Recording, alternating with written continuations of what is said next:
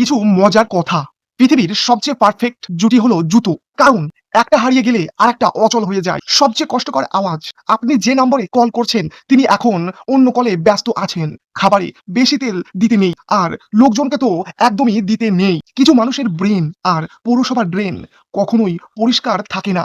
জীবনে ছোটখাটো পাপ করা উচিত, নইলে বুড়ো বয়সে গঙ্গা স্নান করতে গিয়ে কি ধোবেন। একবার নিজের হৃদয়কে প্রশ্ন করলাম, ভালোবাসা কি?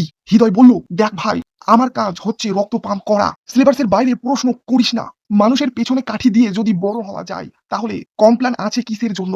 বাঁশবাগানের মাথার ওপর চাঁদ উঠেছে, ওই লাইফে শুধু বাসটাই পেলাম, চাঁদটা গেল কই?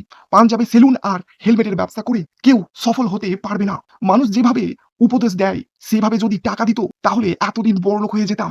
যখন কেউ বলে আমাকে, তো ভুলেই গেছো, তখন একটাই কথা মাথায় আসে, মনে রাখার মতন কিছু করেছিলে? নিজের ভবিষ্যৎ দেখতে চান, তাহলে চোখ বন্ধ করুন, পরিষ্কার দেখতে পাবেন অন্ধকার। এক অফিসের বাইরে লেখা ছিল, টিপসই দেওয়ার পর আঙুলের কালি দেওয়ালে মুছবেন না। ওরে খ্যাপা লোকটা, পড়তে জানলে কি কেউ টিপসই দেয়?